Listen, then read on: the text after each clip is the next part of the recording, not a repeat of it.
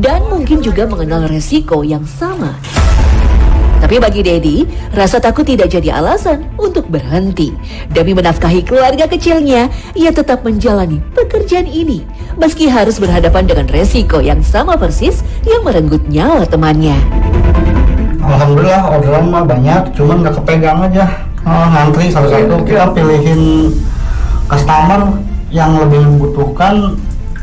Kita lihat model tua jompo yang kira-kira kita dahuluin kasihan gitu kan.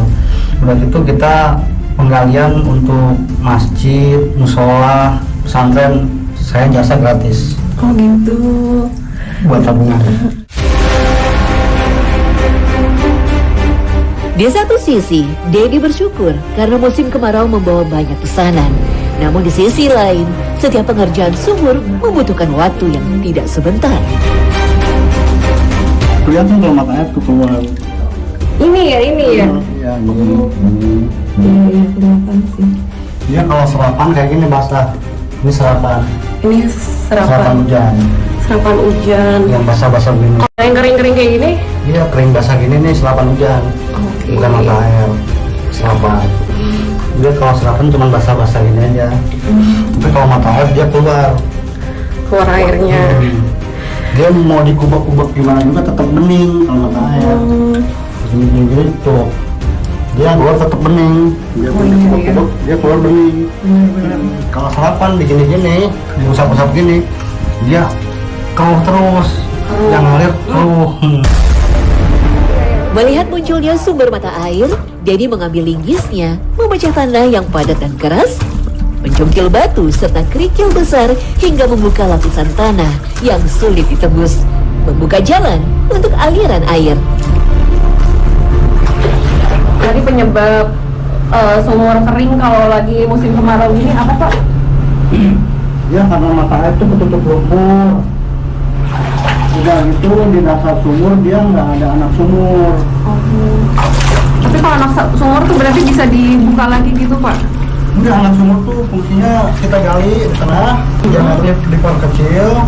Maksudnya diameter diperkecil tuh untuk kalau ada lumpur, ada kotoran dia masuk ke anak sumur. Udah gitu aliran si mata air tidak ketutup lumpur karena mata air tuh lancar terus gitu. 1 jam, itu batas paling lama seorang Dedi yang sudah 29 tahun melakukan ini bisa bertahan di dalam sumur. Bukan seharian, bukan berjam-jam tanpa jeda. 1 jam, lalu harus naik, istirahat, turun lagi. Ternyata ini mau naik juga susah, lebih engap karena tadi udah ngerasain di bawah pakai blower kan, dan harus hati-hati banget karena ini kami posisinya udah basah, bajunya kena lumpur juga, tenaga juga udah mulai ngos-ngosan.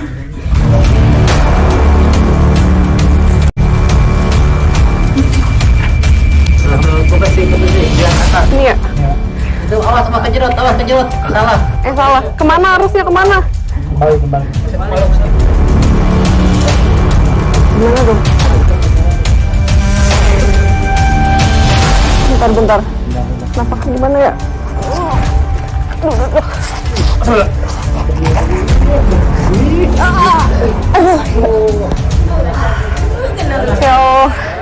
Langsung kotor, capek banget.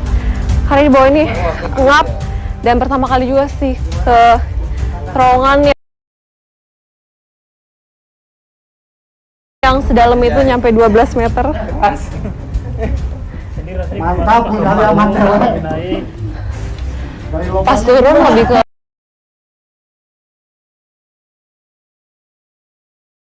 deg-degan sih, karena benar-benar nggak pernah kan turun ke kedalaman sedalam itu. Tapi pas naik tuh lebih takut kepleset atau gimana, karena kan licin dan posisinya kita juga udah basah, kena lumpur. Tapi ini udah jadi makanan sehari-hari Bapak ya. Dan ini katanya kondisi sumur yang masih bagus, yang paling mending, makanya Bapak berani bawa saya ke dalam. Licin sih, lebih harus hati-hati lagi, apalagi ada beberapa bagian yang lubangnya itu agak jauh, jadi buat naik tuh butuh tenaga lebih ekstra. Tambah bekas kesiram-siram lumpur yang naik gitu. Iya, kesiram-siram lumpur.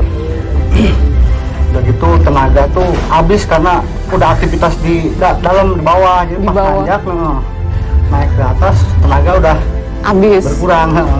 Itu kalau gitu nyiasat ini gimana, Bang? Kalau tenaga habis gitu. Pokoknya semaksimal mungkin, sebisa mungkin harus bisa nyampe ke atas untuk biar selamat aja gitu.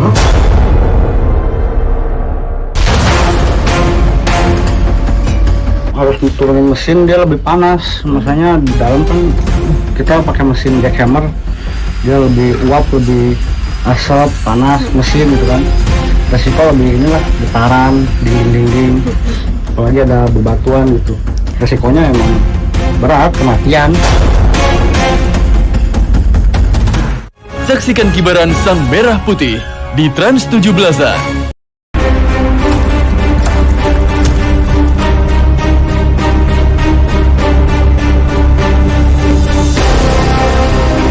Dedi kembali melanjutkan pekerjaannya dengan memeriksa kondisi sumur dan memastikan sumber air tetap mengalir. Setiap kali selesai mengerjakan sumur, ada satu kebiasaan yang selalu dilakukan Dedi. Ini garamnya fungsinya buat matiin bakteri-bakteri, satu. Kedua, kalau kena mata air yang kecil-kecil dia makin besar karena tajam membuka mata air. Berarti ini wajib habis kalau udah selesai. Buat matiin bakteri aja. Terus kalau udah kasih garam gini udah selesai. Udah selesai, tinggal nyeting mesin paling. Oh, nyeting mesin. Nah, di sini ada agenda lagi nggak mau ngebor sumur atau gimana gitu? Paling kita ke Citerep. Oh, ke Citerep ada lagi habis ini.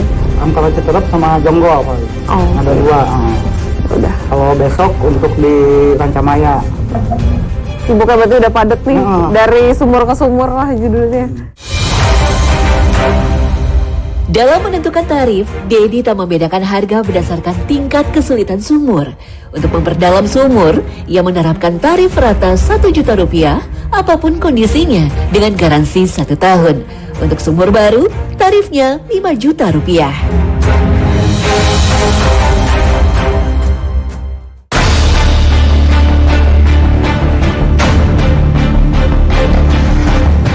Keesokan harinya, kami kembali mengikuti Dedi untuk memperdalam sumur milik warga lain.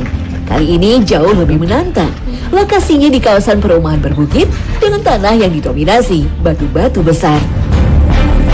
Kalau tantangan ngebor di wilayah bukit gitu, bedanya sama di wilayah biasa ada nggak, Bang? Beda, dia kok harus diturunin mesin, dia lebih panas. Maksudnya di dalam kan kita pakai mesin jackhammer, dia lebih uap, lebih asap, panas, mesin gitu kan. Resiko lebih inilah, getaran, dinding-dinding, apalagi ada bebatuan gitu. Resikonya emang berat, kematian. Sumur ini sudah digali hingga kedalaman 17 meter, namun sumber mata air belum juga ditemukan. Karena kondisinya yang lebih beresiko, Dedi melarang kami untuk ikut turun. Diameter sumur ini hanya sekitar 70 cm. Ruang gerak di dalamnya sudah sangat terbatas untuk 1 orang saja.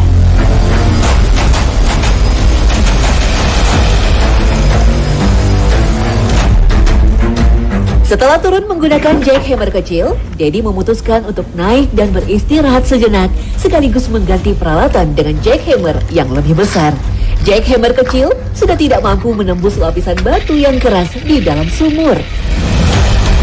Tapi kalau misalnya batunya itu keras banget, solusinya apa? Nyari titik lain atau Enggak, paling kita belokin galian, bentuk lagi, bulat lagi gitu. Pokoknya diatalin lah.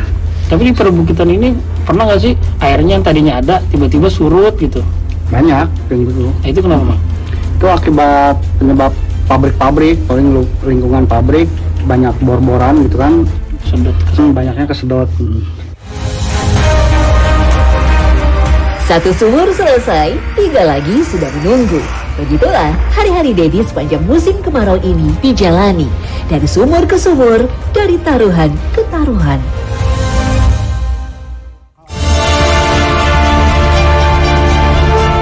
Di balik derasnya pesanan saat musim kemarau, para penggali sumur harus berjudi dengan waktu, tenaga, dan nyawa.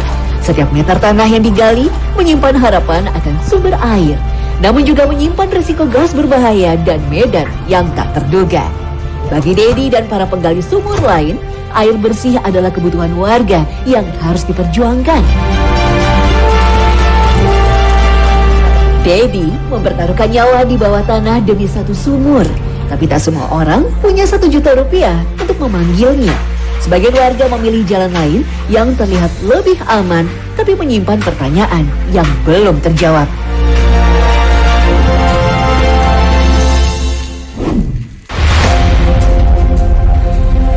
Di Jatiwaringin, Kecamatan Mau, Kabupaten